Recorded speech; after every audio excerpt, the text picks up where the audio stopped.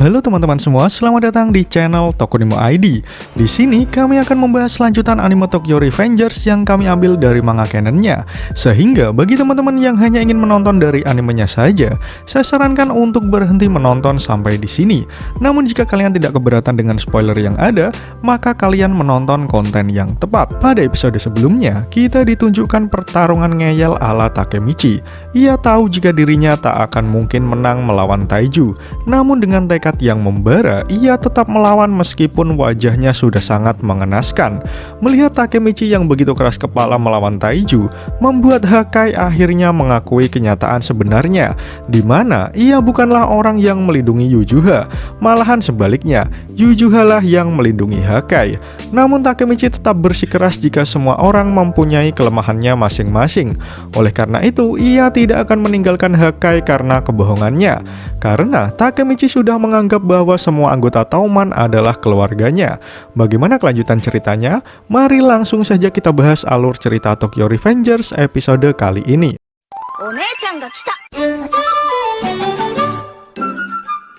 Panel pertama menunjukkan Hakai yang melepaskan seragam Black Dragon miliknya sembari menangis.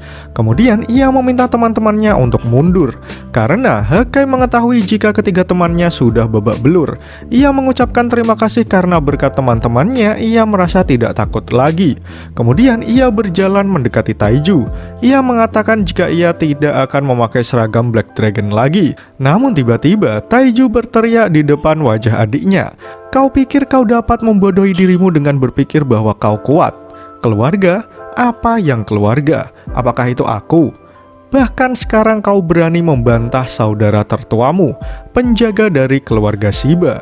Yujuha mencoba meneriaki Taiju menghentikan tindakannya. Namun tiba-tiba, Hakai langsung menghajar Taiju menggunakan pukulannya. Geng Tokyo Manji, wakil kapten divisi kedua Hakai Shiba, datang kemari untuk melindungi Yujuha dan teman-temanku.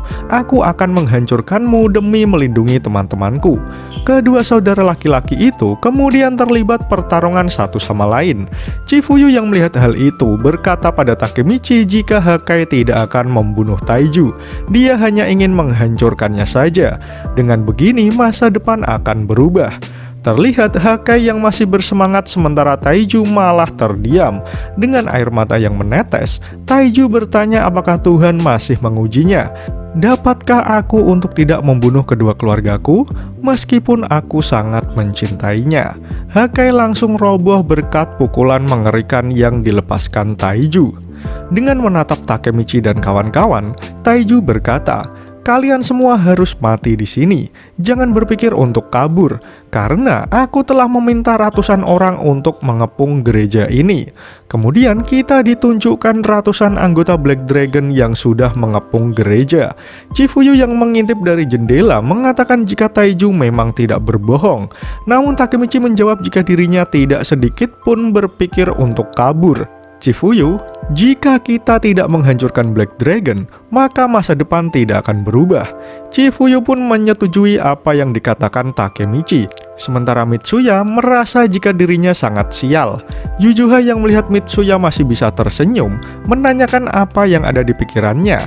Namun Mitsuya yang melihat Yujuha langsung meminta maaf. Karena berkat ekspektasinya Hakai berada dalam bahaya. Mitsuya berkata jika dirinya tidak pantas menjadi seorang kakak. Yujuha, kau selalu melindungi Hakai seorang diri. Aku sangat menghargaimu. Yujuha yang mendengar perkataan Mitsuya tak kuasa menahan air matanya. Kemudian kita ditunjukkan kilas balik masa lalu Yujuha. Ketika itu ia sedang mengobrol dengan ibunya yang sedang dirawat di rumah sakit. Di sana Yujuha kecil mengatakan kepada ibunya untuk tidak mengkhawatirkan kondisi rumah karena semua pasti akan baik-baik saja. Namun sialnya, tak lama setelah kejadian itu ibu Yujuha meninggal. Yujuha kecil kemudian mulai mengunjungi makam ibunya dan menceritakan kegiatan adiknya Hakai. Di depan batu nisan ibunya, Yujuha mengatakan jika dirinya pasti akan melindungi keluarganya. Karena merasa hidupnya sangat berat, Yujuha kecil sangat ingin mendapatkan kembali pelukan ibunya suatu saat nanti. Taiju mulai sering menyiksa setelah kematian ibunya.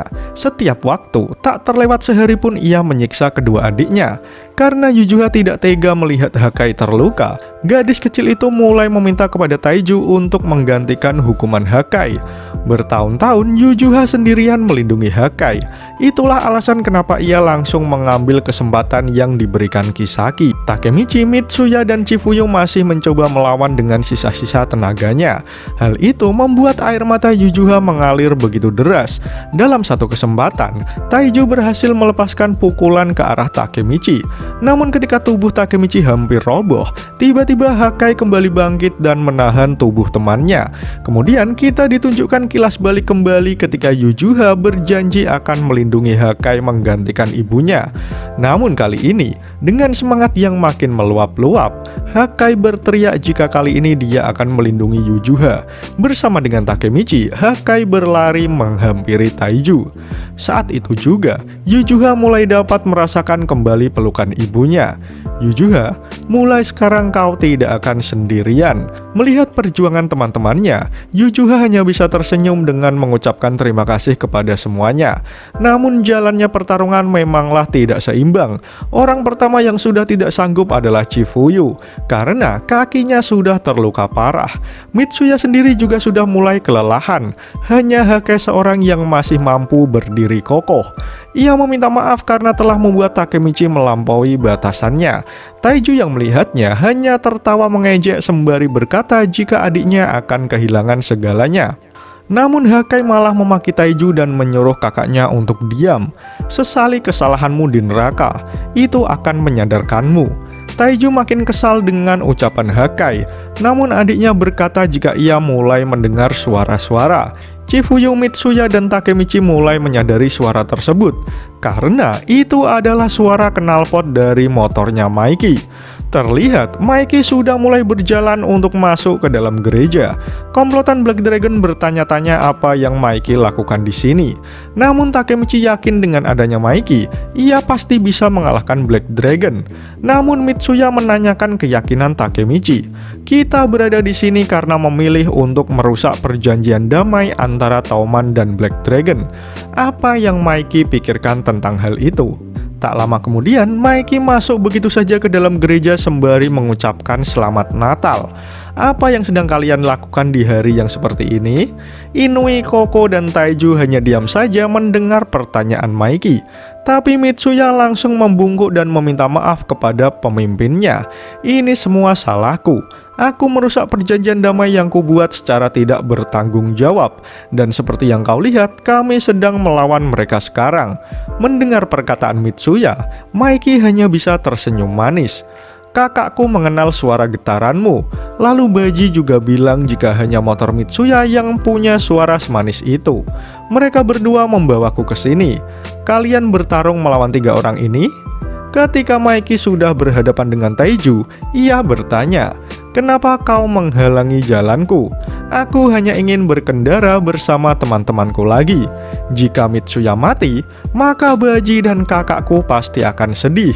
Mitsuya dan Takemichi yang mendengar perkataan Maiki hanya bisa melongo tak mengerti.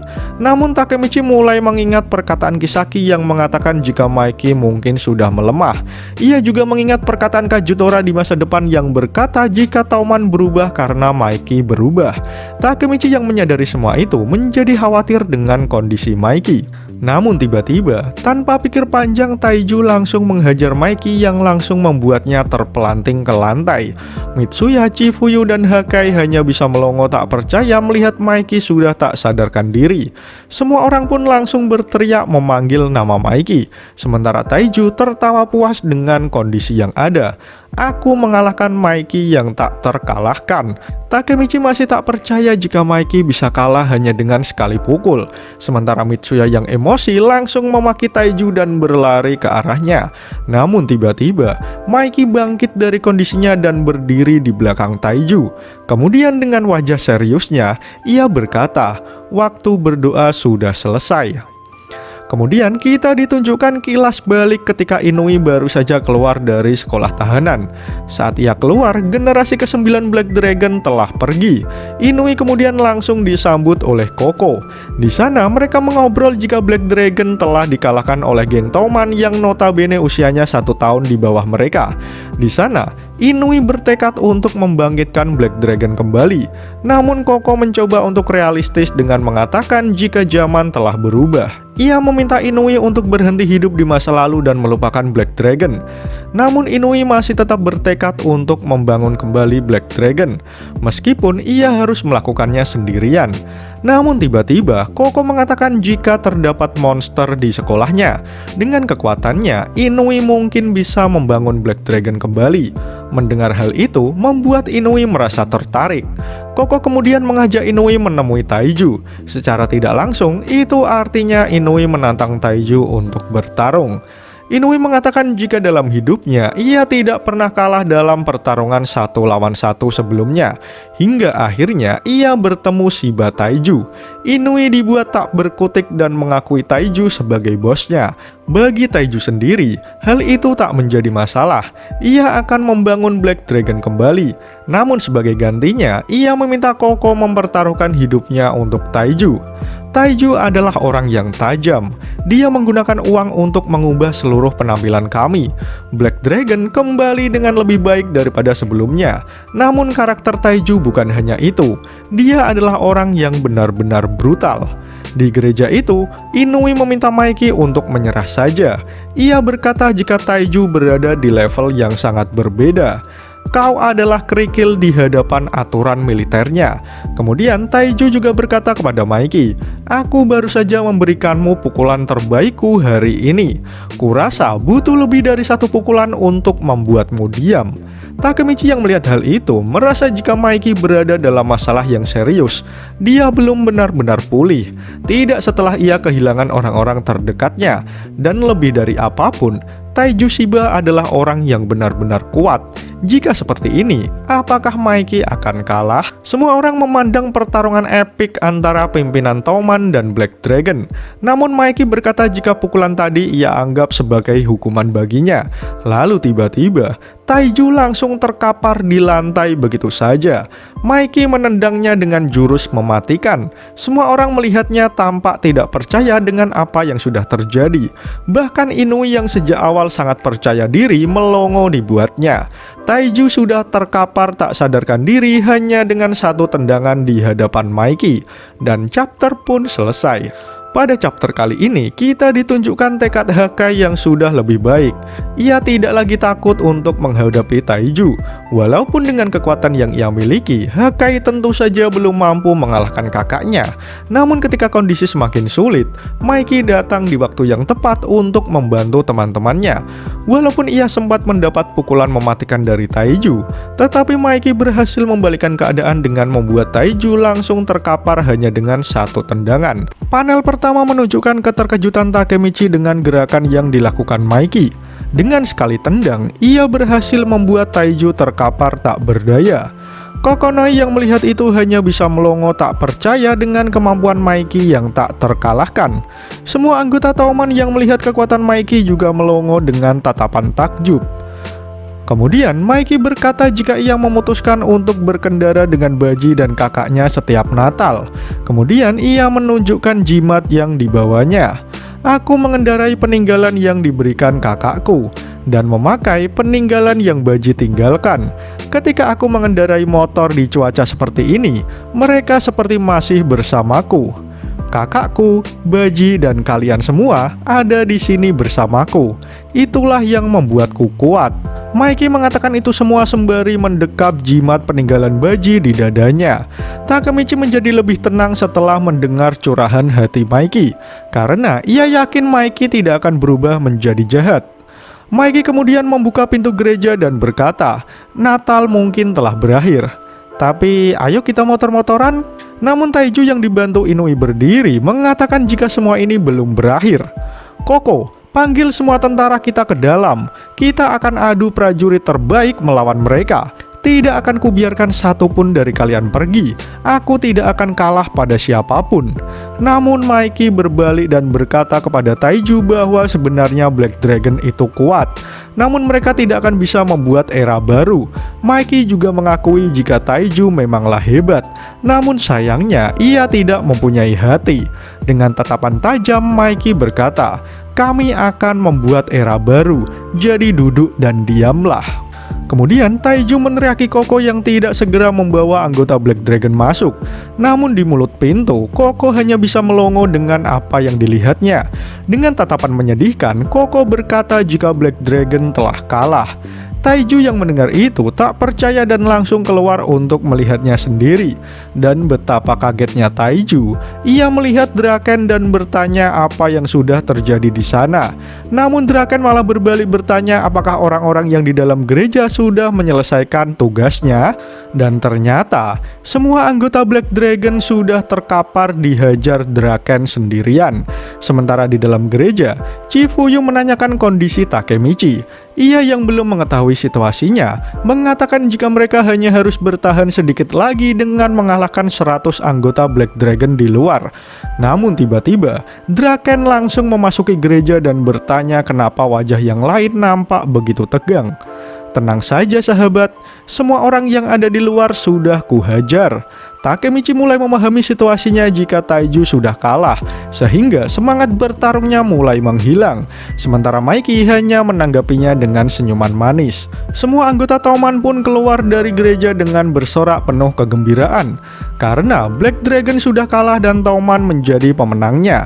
Ketika keluar dari gereja, mereka semua sudah disambut dengan anggota Black Dragon yang sudah bergelimpangan di atas tanah. Chifuyu berteriak melampiaskan kegembiraannya. Yujuha sendiri sedikit tak percaya jika Draken melakukannya sendirian. Sementara Mitsuya mengakui jika akhirnya dua orang terkuat di Tauman yang menjadi monster terkuat. Chifuyu masih merinding melihat semua itu. Namun Takemichi menyadari jika Taiju, Hakai, ataupun Yujuha tidak ada yang mati di malam Natal. Takemichi menangis haru karena itu artinya misinya sudah selesai. Chifuyu lalu menjawab jika itu semua benar. Namun tak lama kemudian tubuh Takemichi sudah tidak sanggup lagi untuk berdiri. Untungnya Mitsuya langsung memberikan tubuhnya untuk menopang tubuh Takemichi. Kemudian Mitsuya berkata, "Kita mengalahkan Black Dragon berkat bantuan Maiki dan Draken. Namun malam ini MVP-nya adalah kau, Takemichi." Semua orang pun tersenyum seolah-olah menyetujui apa yang dikatakan Mitsuya. Sementara itu, Taiju masih terduduk di antara dua orang kepercayaannya. Di sana, Koko berkata jika semuanya sudah berakhir. Inui juga berkata kepada Taiju jika mereka sudah selesai. Mimpi yang cukup indah, singkat, dan cepat berlalu. Lalu apa yang akan kau lakukan, Koko? Apalagi, tentu saja aku akan ikut denganmu. Mereka berdua akhirnya pergi meninggalkan Taiju yang masih terduduk lemas. Di sana, Taiju dihampiri oleh kedua adiknya. Jadi bagaimana rasanya kekalahan pertamamu? Kau kuat. Aku yakin kau akan pulih dalam waktu yang singkat. Tapi ingatlah, aku dan Yujuha tidak akan pernah menyerah padamu lagi. Aku salah telah mencoba untuk membunuhmu.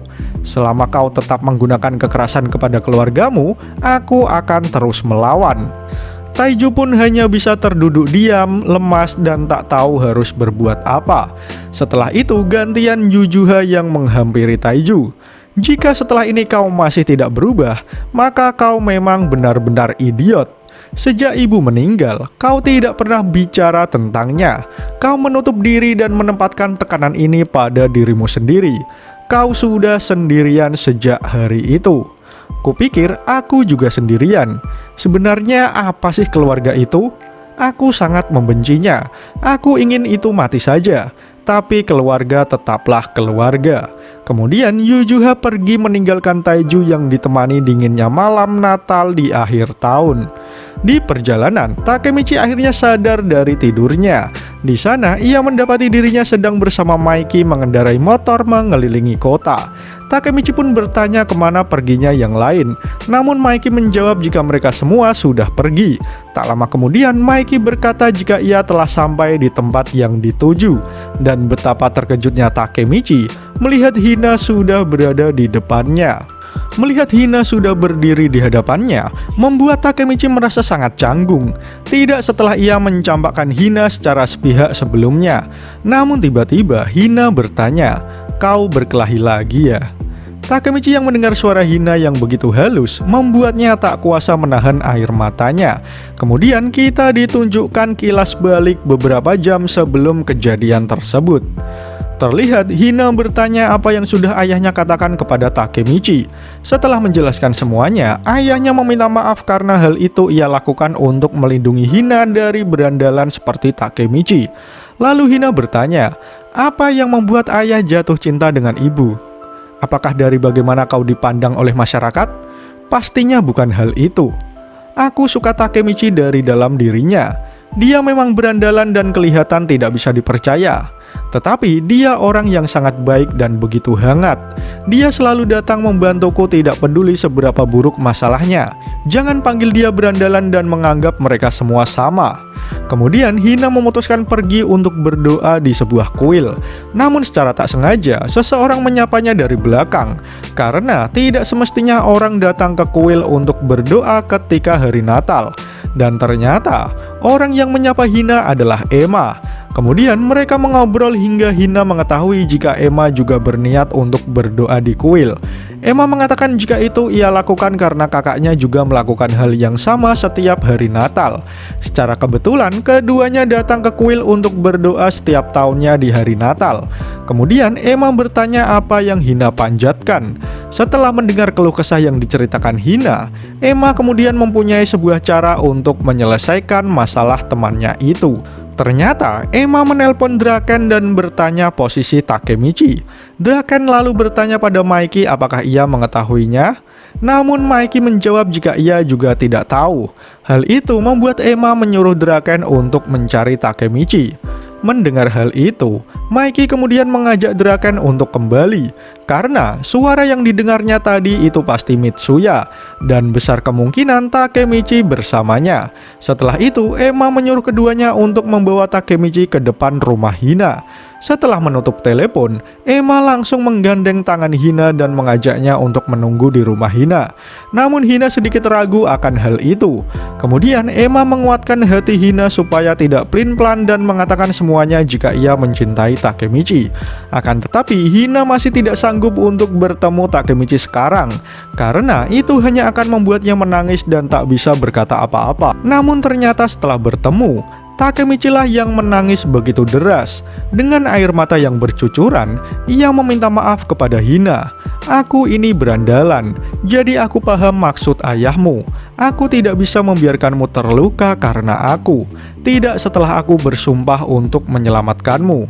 Aku bersumpah akan melindungimu bahkan jika kau mati. Hina terlihat bingung dengan semua perkataan Takemichi karena ia memang tidak mengetahui kondisi di masa depan. Namun tiba-tiba Takemichi langsung berlutut di hadapan Hina dan berkata, bahkan jika kau dihantam truk atau kau tidak lagi merasakan kakimu, tidak peduli berapa kali pun aku akan tetap menyelamatkanmu. Oleh karena itu, bisakah kita kembali bersama? Takemichi mengatakan semua itu dengan air mata yang mengalir begitu deras. Sementara Hina hanya menatap Takemichi dengan tatapan yang tulus. Dan chapter pun berakhir. Pada chapter kali ini, kita ditunjukkan kekuatan mengerikan dari Mikey yang tak terkalahkan. Dengan sekali tendang, ia berhasil membuat bos Black Dragon langsung terkapar.